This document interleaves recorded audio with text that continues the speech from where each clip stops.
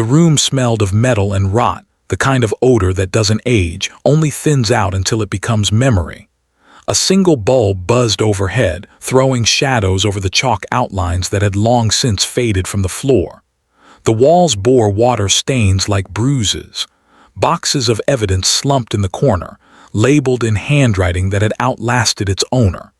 It was 1993 here, still the air, the silence, the ache. Time hadn't moved on. It had congealed. Detective Eli Warren stood just inside the doorway, careful not to touch anything, though there was nothing left that mattered. The scene had been sealed decades ago, reopened and forgotten in bureaucratic cycles. But tonight, the room felt different. Not alive, just awake. The victim's name was Marianne Cole, 27 years old, a literature teacher at a small community college outside Salt Lake City. The file said she was meticulous, kind, unmarried. Neighbors described her as quiet but steady. Her last seen alive was recorded as 9:12 p.m., November 3, 1993. The next morning, her body was found in her apartment, hands folded across her chest, as if someone had tried to make her look peaceful. The case had never found its ending. A suspect had been questioned and released. DNA degraded, witnesses moved, files went missing. The city had changed names, streets, faces. Only this room, preserved, archived, refused to let go. Warren exhaled through his nose. He wasn't here out of nostalgia or duty. He was here because guilt still breathed somewhere inside these walls. A younger version of himself had been part of the first investigation. 20 years later, he carried a pension, arthritis, and a quiet failure that never left his sleep. He walked to the evidence board. The photographs were sun-bleached, the corners curled. Marianne on the couch, her hair partially covering her left cheek. The room around her untouched, a cup of tea half-finished, a book face down on the carpet, The Waves by Virginia Woolf. That book had haunted him. He remembered how her mother wouldn't look at the body, how the press had swarmed for 3 weeks, calling it the Utah teacher case, how leads collapsed under their own weight. And now, after all these years, he was back, older, slower, and still chasing ghosts. 2. Case reopens due to discovery of new crucial evidence. The call came 2 weeks earlier, from a forensics archivist with an apologetic voice. A digital rescan of old evidence from the cold case storage had revealed something overlooked, a fragment of a photograph that didn't match any recorded exhibit. The image, digitally restored, showed Marianne's desk with a reflection in the glass surface, the faint outline of a man's watch and a hand, blurred but visible. The archivist had said it almost casually, "We found an anomaly." Warren remembered sitting at his kitchen table, the sound of the refrigerator hum filling the pause. His wife had died 5 years ago. The house was filled with the sound of absence. He'd stared at the phone long after the call ended, feeling something he hadn't felt in years, not excitement, but the cold pulse of unfinished work. Now, standing in the evidence room, he held the new printout under the light. The reflection was indistinct, yet the shape of the wristband, leather, cracked, with a distinct notch near the clasp, triggered something in his memory. Someone from the original investigation had worn a watch like that. He turned to the case file, Detective Charles Mercer, partner, deceased in 2011. Warren felt his pulse quicken. He didn't believe in coincidences. The watch in the reflection wasn't proof, but it was proximity, and proximity was where truth began to rot.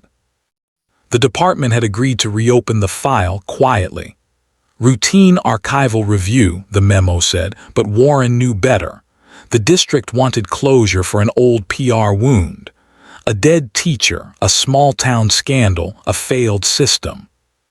He returned to his office, where the case files were spread like autopsy reports. The photos, the transcribed interviews, the inconsistent times, Everything that once felt inconclusive now looked deliberate. There was something off in Mercer's statements, a slippage between his words and the documented timeline. Warren flipped through the final report. On page 47, a small annotation caught his eye in fading ink. Key found behind couch, no record of door forced. He had never written that note. He whispered into the empty room, "Who the hell wrote this?" No answer, only the slow, mechanical ticking of the wall clock, a sound that reminded him of the hand in the photograph. The case was no longer cold, it was breathing again.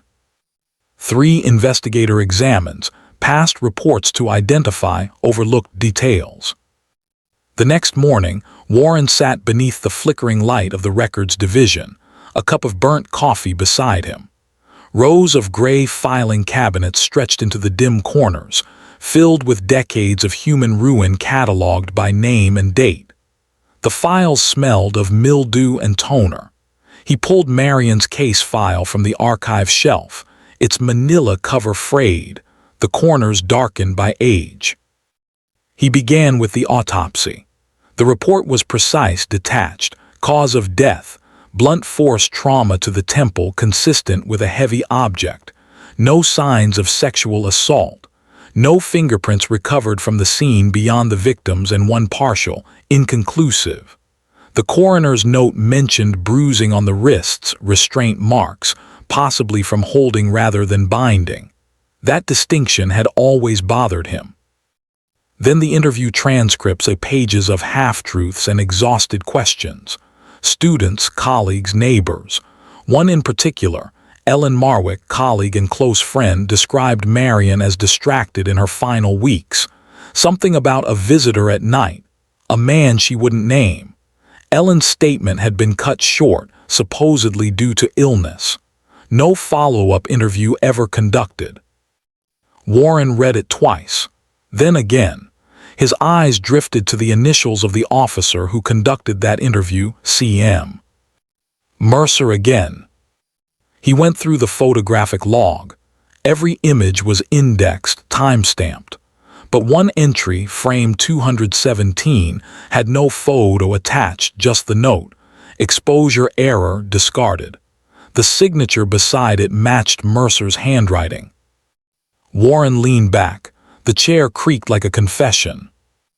He remembered Mercer well, confident, charming, the kind of man who knew how to control a room. They had worked together for 6 years. Mercer had led the interviews, handled the press, filed the closing summary. Warren had always trusted him, even when instinct warned otherwise. He rose and walked to the window. Outside, snow fell in slow, deliberate flakes, each one reflecting the dull orange of the streetlights. He thought of Marianne, how someone had folded her hands so carefully, how Mercer had insisted she looked peaceful. He turned back to the desk and opened the box of physical evidence. Among the labeled envelopes was one that didn't belong, unregistered, marked only with the number 417B. Inside was a photograph. Marianne's apartment, same angle as the original crime scene shot, but with one difference. On the floor near the couch, a small key glinted against the carpet. The same key referenced in the note he hadn't written. Warren exhaled, slow and unsteady. He felt the weight of 2 decades press against his spine. This wasn't just oversight, it was omission. He whispered to the empty room, "You hit it, didn't you, Charles?" Outside, the snow kept falling, soundless and steady, erasing footprints that no one would ever follow again. Warren spread the old interview files across his desk like the fragments of a broken mirror. Each face looked back at him through the paper, blurred, detached, preserved in monochrome stillness. Every suspect had been questioned, cleared, and filed away under insufficient evidence. But now, under new light, their words felt differently weighted. The first, Ellen Marwick, Marianne's colleague. Soft-spoken, careful, almost rehearsed. She had been the last person to see Marianne alive, claiming they'd shared coffee and graded papers late into the evening. Ellen described Marianne as tense, distracted by someone from outside the college. Her alibi, gradding at home by 10 p.m., was supported by a phone call log. But Warren noticed something in her tone on the tape, hesitation, as if she were protecting someone. Next, David Klein, Marianne's former student, now a mechanic in Ogden. He had been 21 at the time. His statement was erratic, full of self-contradiction. He admitted to visiting her apartment a few weeks before her death, claiming they discussed personal things. When pressed, he denied any romantic involvement. The autopsy, however, had found his fingerprints on one of her books. The prints were dismissed then as innocent contact. Then there was Charles Mercer, his former partner, the man who'd led the case. In every report, Mercer appeared both as investigator and as unseen character. His notes were clinical, but the language was strangely possessive when describing Marianne. Her room had a calmness. She seemed orderly, almost ritualistic. Warren had never questioned it at the time. Now, rereading, those words trembled with an intimacy that had no place in police documentation. A fourth name surfaced, one forgotten entirely by the original file index: Arthur Cole, Marianne's estranged brother. A single mention in a neighbor's statement: he had visited her a month before the murder. No record of his interview existed. No mention in the final summary. Warren jotted the names down. 1. Ellen, fear. 2. Klein, obsession. 3. Mercer, control. 4. Arthur, absence. He leaned back. The hum of the heater filled the silence. He felt the old tension between procedure and instinct, the pull of something unprovable, emotional, human. He found himself replaying Mercer's voice on an old recording. "We did what we could, Eli. Some cases just don't want to be solved." Back then it sounded pragmatic. Now it sounded like evasion. 5. Clues emerged slowly, linking inconsistencies to emotional conflicts. The breakthrough came not from technology, but from rhythm, how words repeated across statements like echoes of guilt. Warren sat in the archive room, tapes playing through headphones that hissed with static. Mercer's voice, Ellen's, Klein's, they formed a collage of avoidance. Each one stumbled when mentioning Marianne's private life, as if the phrase itself carried danger. Ellen on tape, she wasn't alone much anymore. Mercer on his follow-up, she'd grown distant from faculty, apparently meeting someone off campus. Klein, during questioning, she said she didn't want to hide it anymore. Hide what?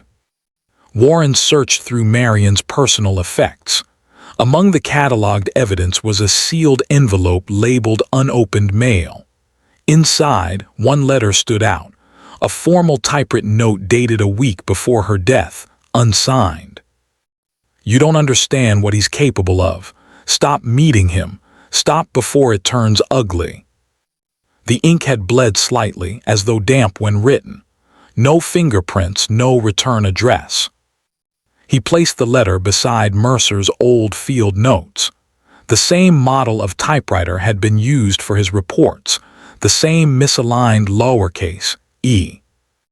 Coincidence, perhaps, but Warren no longer believed in coincidence. He called the forensics archivist again. "Compare the typeface on document 417B with the Mercer report from '93, he said, voice steady. Hours later the reply came, same machine, same ribbon pattern. The realization was cold, clinical, undeniable. Mercer had typed the warning letter himself. Why warn her, unless he knew the threat personally? Warren remembered the reflection in the photograph. The wrist, the watch, Mercer's watch. The key found behind the couch, likely from her front door, suggesting the killer had locked up after himself. Control, always control. Marianne's death was no random act. It was personal. He returned to the photo of her folded hands.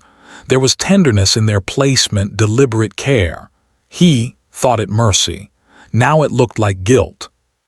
He whispered, "You tried to make it look like closure." Outside, the city was silent under snow. Inside, the truth began to move again, quietly, precisely, like a mechanism set back into motion. 6. Unexpected twist reveals the least suspected person as killer.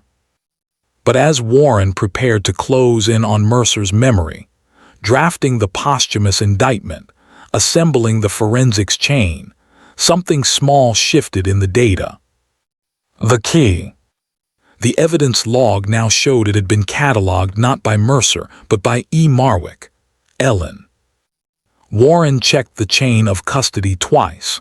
The original handwriting matched hers. She had entered the apartment before police authorization, claimed she'd secured the scene when she arrived, concerned after Marianne missed work. That part of the story had been accepted, unchallenged. He found Ellen's home address still valid. He drove through the dark, the windshield wipers keeping time with his heartbeat. Snow pressed against the world in quiet waves. Ellen answered the door with a tremor in her eyes, as if she'd been waiting years for this visit. "You kept something," Warren said. She didn't deny it. "I couldn't let them ruin her name again." "What name?" "She wasn't with him, Eli, not with Mercer, it was her brother." The words hit like a dull strike. Arthur Cole, the missing interview, the erased record. Ellen stepped aside, gesturing toward a box on the table. Inside were letters, dozens of them, written in Arthur's hand. Pleas, accusations, confessions of dependency that crossed from familial to possessive. The last one, dated a day before the murder, ended with a single line. "If you turn me away again, I'll make sure you never leave me." Warren felt his throat tighten. The new DNA analysis from the archived hair sample, processed with modern sequencing, had come in only that morning. He hadn't checked it yet. He didn't need to. It was Arthur, not Mercer. But Mercer had known. He had discovered the truth and buried it to protect Ellen. She and Arthur had grown up in the same foster home. Mercer had loved her quietly, fiercely. By covering for her brother, he destroyed both of them. In the end, the reflection in the photograph wasn't the killer. It was the witness who couldn't intervene. Mercer had staged the scene, folded Marianne's hands, locked the door, giving her the dignity her brother never allowed. Then he'd sealed the evidence, written the anonymous warning, and carried the secret until it killed him years later, alone. Justice had been a distorted echo all along. 7 ends with moral reflection. Truth isn't always visible on surface. The file closed with a mechanical click. Warren sat in the interrogation room long after the confession report was typed and signed. Snow still fell outside, indifferent, blanketing the city in equal silence. Arthur Cole was arrested without resistance. His hair had gone white. His voice, when he spoke, was almost gentle. "She wouldn't forgive me." The district attorney called it closure. The headlines used words like justice and resolution, but Warren felt none of it. He returned to the evidence room one last time. The single bulb still buzzed. He placed Marianne's photograph back in its sleeve, the corners now perfectly aligned. Her eyes, gray, unblinking, seemed to look past him, into some quiet place beyond punishment. He thought of Mercer, of Ellen, of how truth had surfaced not through triumph but through decay, like bones rising through thawed ground. Justice, he realized, wasn't moral, it was procedural, a system built to measure guilt in grams, not grief. He turned off the light. The room folded into darkness, reclaiming its ghosts. Outside, the snow erased his footprints before he reached the street. And somewhere beneath that silence, the past settled back into place. Not forgiven, only remembered.